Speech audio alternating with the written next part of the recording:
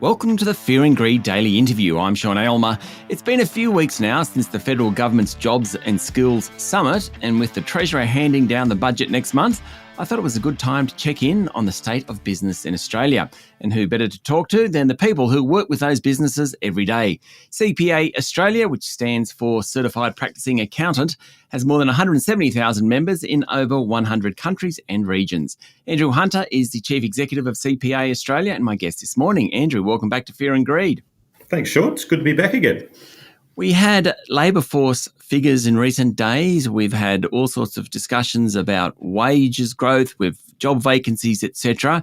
We also had the Jobs and Skills Summit a few weeks back. Do you think that summit, given the context, was a success? I think prima facie it was. If I was a school teacher and I had to give it a mark, I'd probably give it an A. A provisional A, so I think we've still got more that we need to see, but I think it was a very good start. And you mentioned that we've just seen some job numbers come out very recently. I think it's very opportunity that we're talking about jobs and skills at a time that unemployment, it is at practically an historic low. Yeah. So, I mean, there's plenty of talk about industrial relations. I'm actually just going to park that for the moment. Skills, though, because many businesses need skilled workers. Is migration the answer? I think migration is part of the answer. There's no question that jobs and skills are holding back Australia's economic success. And I think the problem that we have had, and this is a problem, by the way, that has been decades in the making. So people think, oh my gosh, we had a pandemic and that has brought about a jobs and skills crisis. Actually, we have had it for many decades. And the problem is we keep coming up with temporary solutions. And the temporary solution to a long-term structural problem that we've had has been to hand out temporary visas. I'm encouraged, and this is why I gave the government a provisional A for their Jobs and Skills Summit. I'm encouraged in their response because they're starting to look at permanent solutions. And one of them is through migration. So I was pleased to see that they have increased the cap on permanent migration from 165,000 people a year to 190. So that's a good thing. It's a good start. We need to make sure that those places are being allocated to the areas where we have the greatest skills shortage, obviously. But the other big part of it is they've allocated about $37 million to the processing of visas and to quicken up the time taken to process visas, because it just takes an inordinate amount of time for people to get a visa to come and work in Australia on a permanent basis. Okay, so if migration is part of the answer, what are the other parts? I think some of the other parts are we firstly need to address the fact that we have a jobs and skills shortage. And part of the problem of the past is we've focused too much on occupations. And I think we need to identify where are the skill shortages. And the world, particularly amongst our younger people, the world has moved away from macro qualifications and people are starting to look for micro qualifications. So you probably heard the term micro credentials.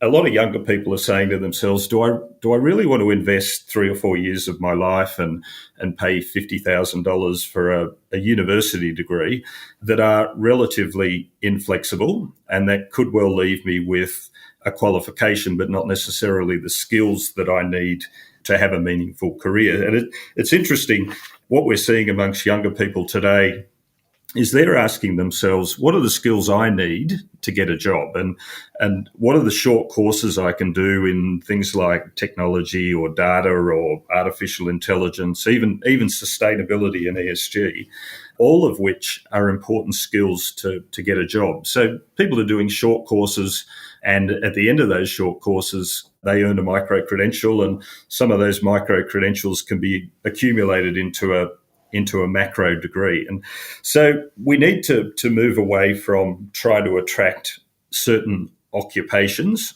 such as, a data analyst or a company secretary or an environmental consultant. And we need to say to ourselves, what are the skills that we need from our younger people and people in the workforce? And so the government, I think, is going down the right path. We should come back to migration because I think it is an important part of the solution. But the government announced a $1.1 billion scheme for 180,000 fee-free TAFE places that they're working in cooperation with the premiers and the chief ministers. So those TAFE places will be very much directed towards providing vocational training, skills and micro-credentials that are essential to the future of our workforce. It's kind of an interesting response because when you talk to employers, they're always saying now, look, we're not necessarily looking for someone with a certain set of skills. We're actually looking for the right person and we can teach them those sorts of skills. Is that what you mean? I think that is an element of it. Certainly the feedback I get from a lot of employers is they're saying that people are coming out of university and they don't have the skills that the people are looking for. There's a great expression that you should hire for attitude, not aptitude. So if you hire people with a great attitude, I think employers are saying, we can train them up. And this is the challenge. If someone spent 3 or 4 years at university and then they get into the workforce and their employer tells them they don't have the right skills, we've clearly got something that we need to be addressing in the system. And that's not meant to be a criticism of universities. But what it is meant to be saying is the emphasis of our training needs to be on the skills that are required in our workforce. And that's the essence of what we are putting forward. And I think came out of the Jobs and Skills Summit is in order for Australia to have a productive economy, we need to focus on the skills that the Australian economy is in short supply of. Stay with me, Andrew. We'll be back in a minute.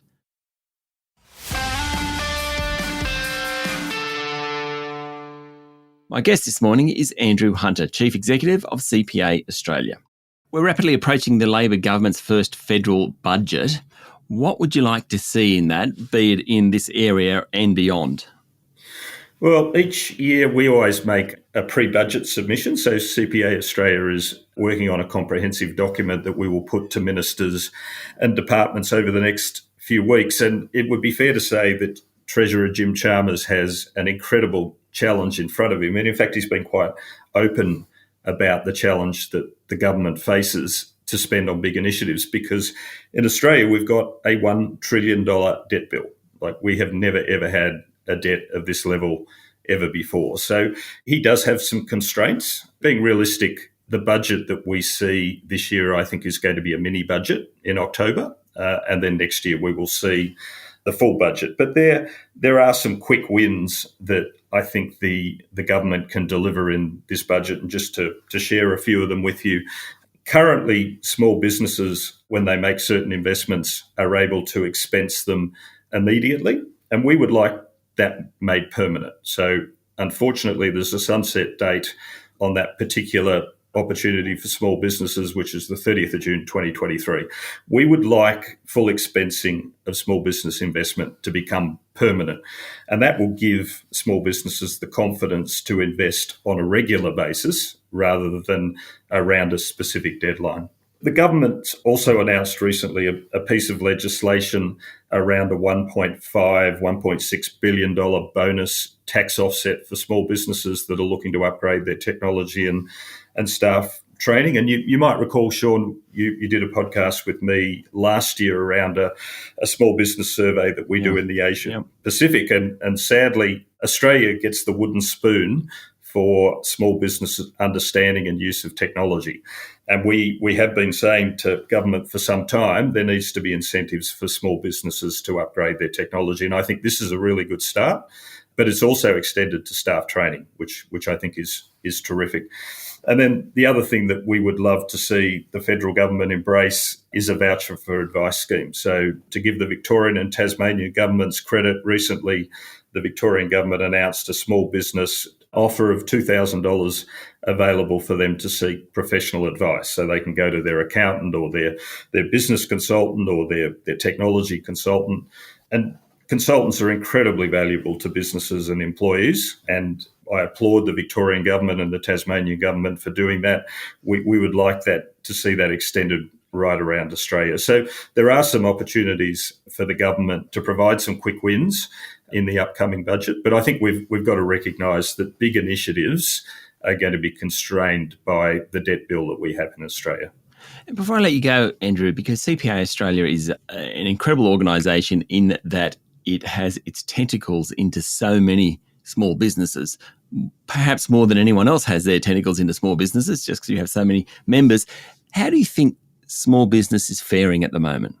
It's interesting that I think small businesses got through the pandemic very well. And there were some numbers released very recently about the number of insolvencies that we had during the course of the pandemic. And people may not be aware that insolvencies during the pandemic hit an all-time low. And that was because what federal government and state governments did was they did their best to keep small businesses going. I don't think their job was to make them prosper. It was to keep them going. And that's exactly what they have done. So we've come out of the pandemic. Small businesses, they're up and running. Their biggest challenge is getting access to skilled labour. That's their biggest problem. JobKeeper put a lot of money in the pockets of a lot of people, and that money has been saved. It's interesting that, interest rates have started to go up, but we haven't really seen the economy slowing down yet. And I think that's because people have been drawing down on the savings they accumulated during the course of the pandemic. So at the moment, demand is not an issue. Andrew, thank you for talking to Fear and Greed. Thank you. That was Andrew Hunter, Chief Executive of CPA Australia. This is the Fear and Greed Daily Interview. Join us every morning for the full episode of Fear and Greed, Australia's most popular business podcast. I'm Sean Aylmer. Enjoy your day.